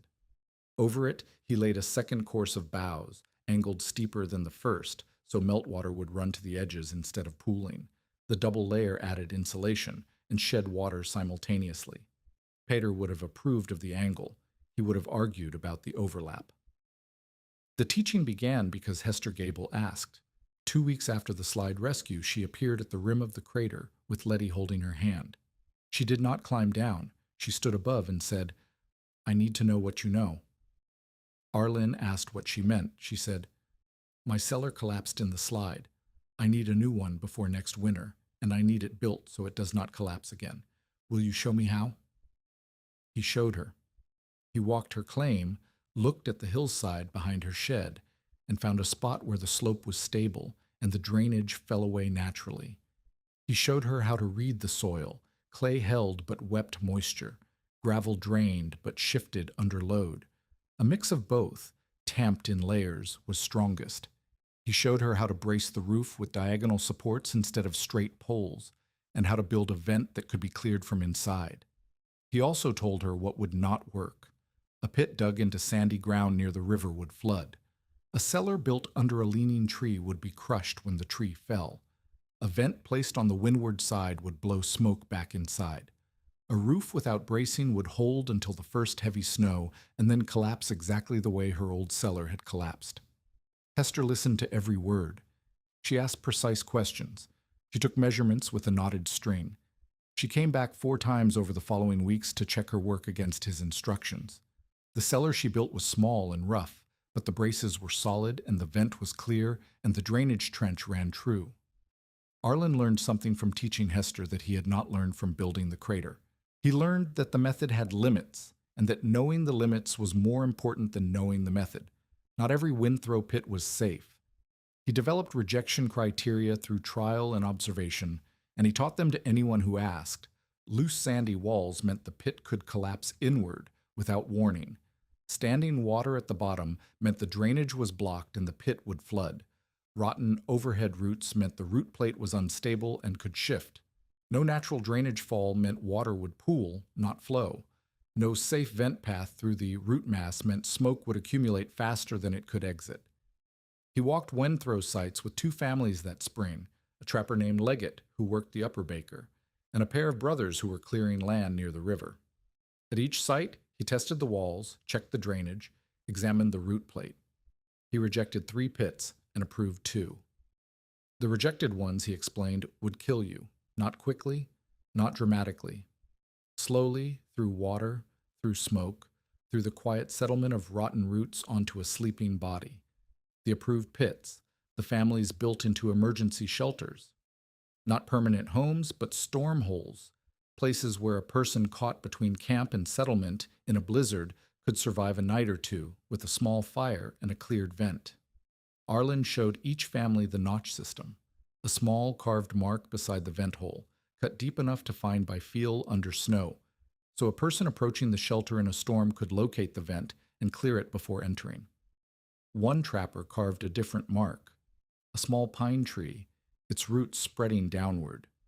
He carved it into a post beside the entrance of his storm hole on the upper baker, and when Arlen saw it, he looked at the mark for a long time and said nothing, because the mark meant the method had become something that did not need him to continue. Voss's storehouse collapsed on a Tuesday in late March. The roof had been built the previous autumn, straight poles laid flat, covered with shakes, no diagonal bracing because Voss had refused to pay for the extra labor. The building sat on the flat near the skid road, exposed to every wind that came down the valley, and the roof collected snow the way a bowl collects rain. Arlen had seen it in January. He had stood on the road and looked at the roof and looked at the snow load and looked at the center beam, which was a single pole spanning 20 feet without a mid-support, and he had said to Niall, who was walking beside him, "That beam will break before April." Niall had told Roof. Roof had told Voss. Voss had said, "The boy is not a builder. He is a rat who lives in a hole." In late March, 3 days of warm rain added water weight to the snow already on the roof. The center beam held for 2 days. On the 3rd day, at a time when no one was inside, it cracked. The sound carried across the camp like a tree falling. The roof sagged, split, and dropped. 400 pounds of flour, 80 pounds of sugar, 30 pounds of coffee, and the entire stock of salt pork for the spring drive went into the mud. The flour was ruined. Wet flour could not be saved. It swelled and soured and became a gray paste that stuck to everything it touched. The sugar dissolved, the coffee scattered. The salt pork could be salvaged if it was washed and rehung, but the loss of flour alone was worth more than $100, and the spring drive was 6 weeks away, and resupply from Cedro Woolley would take 2 weeks by wagon on roads that were still half mud.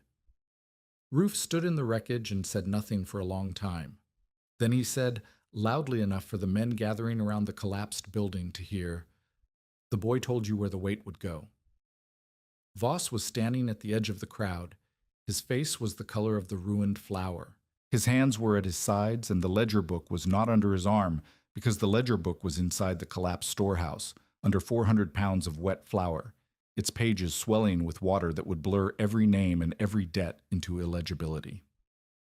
Someone laughed. It was not a cruel laugh.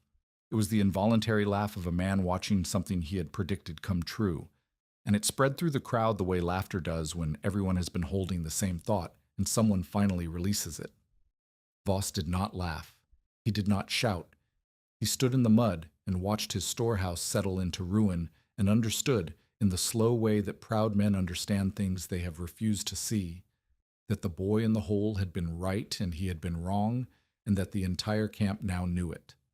Families he had overcharged through the commissary began refusing his terms. Two men settled their accounts early, paying in cash instead of labor, which meant they could leave at the end of the season without obligation. A third man asked Roof, not Voss, for a supply advance. The ledger's authority, the quiet, paper-backed power that had held the camp together for 4 seasons, was dissolving, and the flour paste dripping from the ruined roof was its visible metaphor. Voss did not become warm-hearted. He did not seek Arlen out to apologize. He did not convert. What he did over the following weeks was stop fighting. He stopped threatening to call the sheriff. He stopped claiming company ownership of the shelter materials. He stopped blocking food scraps and scrap lumber. He stopped because stopping was cheaper than losing, and Voss understood cost better than he understood anything else. His final acknowledgement came in May, when a timber buyer from Everett visited the camp and asked about the smoke he had seen rising from the ridge. Voss, standing within earshot, said, "The Merritt boy, he knows holes in snow. I will grant that much."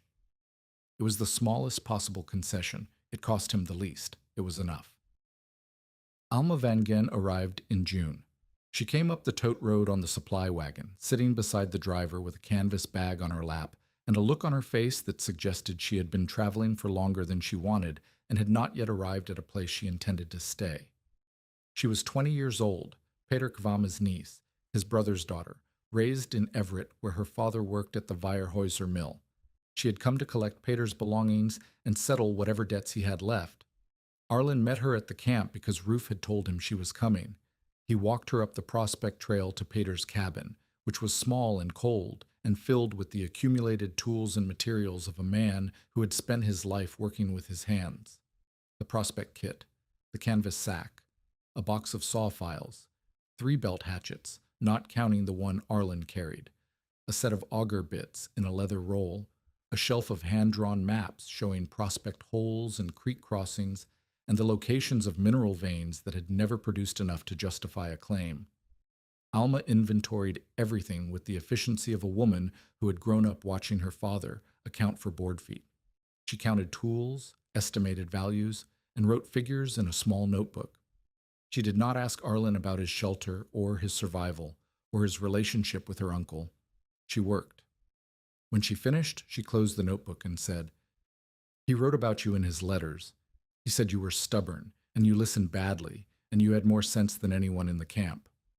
"He was stubborn too," Arlen said. "He was stubborn about things that mattered. There is a difference." She looked at the belt hatchet on Arlen's hip. "That was his best one. He gave it to me. I know, I am not asking for it back." The pause between them was not uncomfortable. It was the pause of 2 people measuring each other and finding that the measurement required more time than a single conversation could provide. Alma stayed in the valley. She told the supply wagon driver she would find her own way back, and she moved into Peter's cabin and spent the summer organizing his maps and tools and notes. She was not a frontier woman by training. She was a Milltown woman who could read a balance sheet and operate a lathe and argue with a lumber grader about board quality. But she had grown up listening to Peter's stories, and the valley was not as foreign to her as it should have been. She challenged Arlen the first week. He had been teaching a trapper's wife how to read windthrow pits, and Alma had followed them and listened and said nothing until they were walking back. Then she said, "You teach as if the knowledge is yours." Arlen stopped walking. "It is mine. I built the shelter. I survived in it." "You built it with his hatchet. You braced it with his technique. You heated stones because he showed you how. You cleared the vent because he told you what would happen if you did not." She was not angry. She was precise. "You learned from him. That does not make everything yours." Arlen felt the words land the way Peter's corrections had landed, not as insults, but as adjustments, small turns of the blade that brought the edge back to true. She was right. Not completely, because the shelter had also been his mother's lesson and his own desperation and the specific, unrepeatable experience of living underground through a mountain winter. But partly. The knowledge had come through Peter, and pretending otherwise was the kind of lie that weakened everything built on top of it. "You're right," he said. "It is his and mine, and yours if you want it." Their courtship was not a courtship in the way that word suggests flowers and declarations and stolen glances across a room. It was a partnership that developed through shared work. They cataloged Pater's techniques together, the charcoal burning methods, the drift mining safety practices, the bracing systems, the material judgments that separated stable ground from treacherous ground. Alma kept records. Which shelters stayed dry through spring rains, which vents failed under heavy snow, how much fuel each family used, who needed braces replaced. Arlen listened to her figures because survival had taught him that numbers mattered, and Alma's numbers were better than his. They rebuilt Pater's cabin as a teaching station and storage cellar. Arlen cut the timber.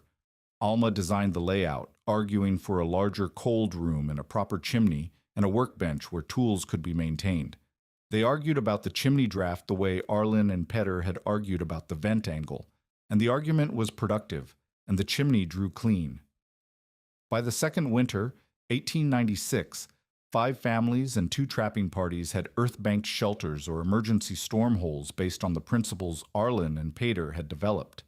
The crater home had become a demonstration site.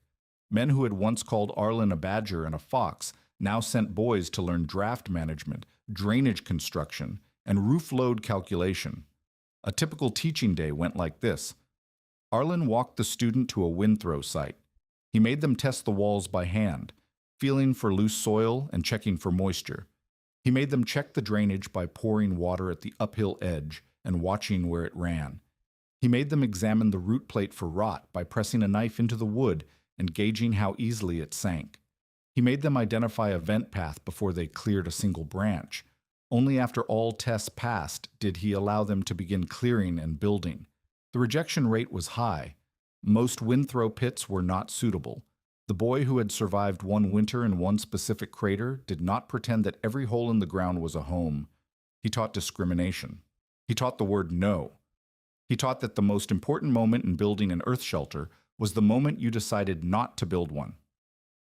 The cookhouse built a banked cold room into the hillside behind the kitchen, using Arlen's drainage and ventilation principles. Barton Hale stored root vegetables there through the winter, and the loss to spoilage dropped by half. Fewer desperate woodcutting trips went out during storms because the emergency shelter system meant that men caught between camp and river had a place to wait.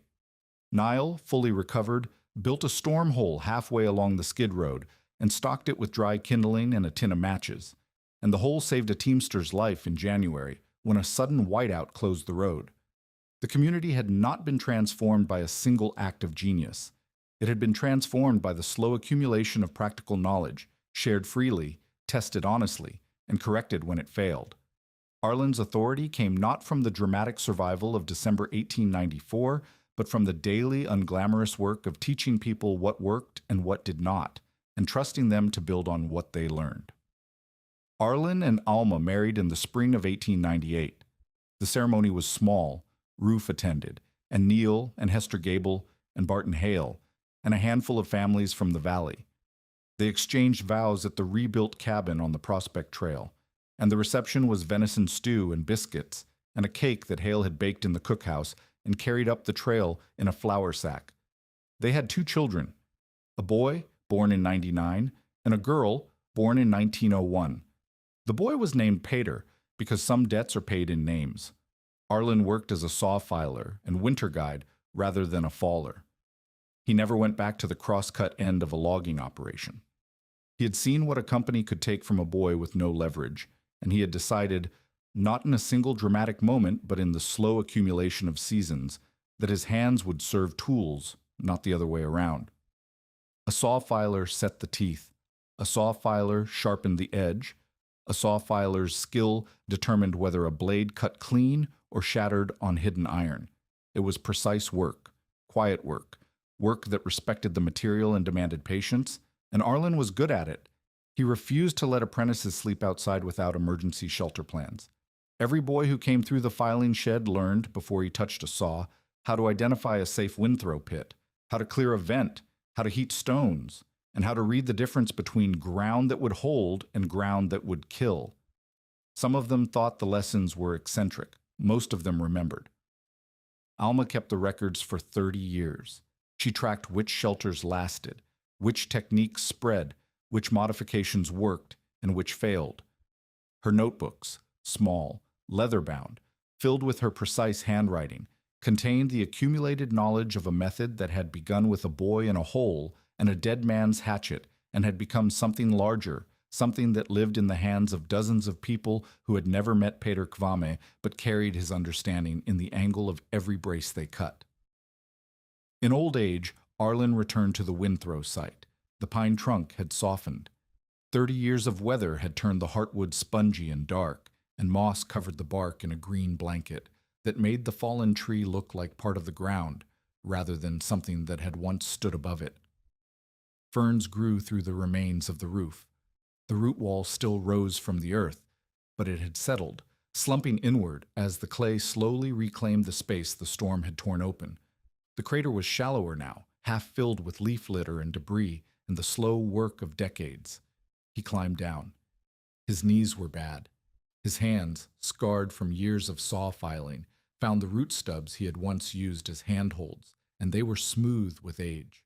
At the bottom, he stood where the sleeping platform had been and felt the air. It was still. It had always been still. The earth did not forget. His son stood at the rim and watched him. Peter Merritt was 26, broader than his father, quieter, with his mother's habit of measuring before speaking. He had grown up hearing the story. He had grown up walking the crater. He knew it the way children of builders know the first house, as an origin, not a relic. By the end of the second winter, Arlen had shown the method to dozens of people in the Baker River country, but no formal movement carried his name. The spread was local, practical, and oral. One trapper taught another. A widow remembered the vent rule. A teamster built a storm hole on the road between camp and river. The notch system, a small carved mark beside each vent hole, deep enough to find by touch under snowfall, appeared on shelters Arlen had never visited, placed by hands he had never guided. Arlen lived out his life in the valley with Alma. He never became rich. He never owned more than the cabin, the tools, and the land they sat on. The victory was not wealth. It was agency. The quiet, unshakable knowledge that he could not be thrown out of anywhere again because he knew how to live in the ground itself, and no company and no ledger and no man with clean hands and a wool vest could take that from him. He became the man people consulted before winter, the one who looked first at wind, drainage, and load before praising any wall. Heavy, wet snow sealing the mountain, men with lanterns climbing the ridge, expecting to find remains. Smoke rising where no cabin stood, from a wound in the earth that a storm had made and a boy had sealed. Rufe Cardell's voice, thick with the authority of a man who had run logging crews since Michigan. A boy without an axe is not a logger. He is weather waiting to happen. Years later, Rufe stood beside the softened crater while Arlen's son cleared a vent notch from new snow. The old bullbuck was stooped now, his hands too stiff for a cant hook, his camps behind him. He looked at the boy working the vent with the ease of someone who had been taught by a father who had been taught by a mountain. Rufe said nothing. He removed his hat. The forest had thrown one tree down, and a boy no one wanted had learned how to live beneath its fall.